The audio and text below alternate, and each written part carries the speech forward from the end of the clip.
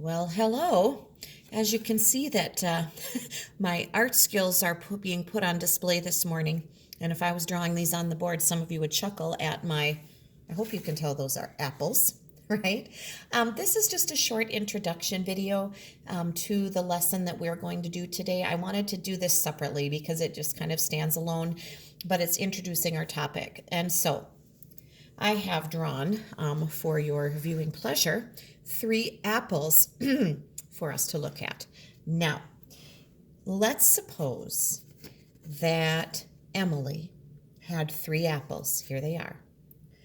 And she cuts one of them in half. So I'm going to divide that. She cuts one of them in half. And she eats it. So she eats this one, right? It's gone. She eats it. So how many apples are left if Emily starts with 3 and eats half of one? Well, as you can see, it's not hard to tell. She still has 2 whole apples, and she has half of another. Now, sometimes when we're talking about fractions, we talk about fractions that mean more than one whole thing. Now, up to this point, we've been talking about fractions that mean one whole or less than that. We're parts of a whole. But sometimes you put fractions with whole things. And so we actually call this a mixed fraction. We have 2 whole apples and we have 1/2 of another. This kind of number is called a mixed number, 2 and 1/2. That's what she has. Now, let's take our story a little bit further.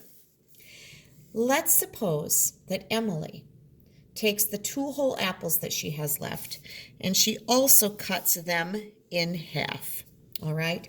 So, what she actually has then, and I'm just going to do a really not very great job at separating these, what she really has left are these halves. How many halves does she have? How many apple halves does she have? She has 1, 2, 3, 4, 5. She has 5, but she doesn't have 5 apples. She has 5 halves. Now, when we write the fraction half, we put a 2 on the bottom because we've divided things into 2 parts. Or Emily, just divided these apples into 2 parts. And so we now have 5 halves. Look at that. Doesn't that look odd for a fraction to have the top number be larger than the bottom number?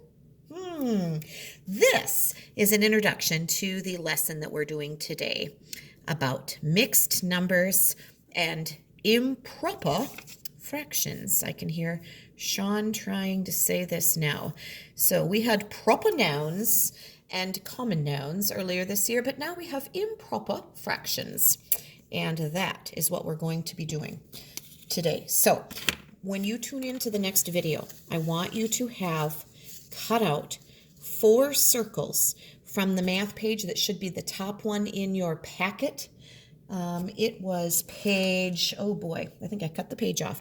It would be like 257, and there are a bunch of circles on there. You actually will only need 4.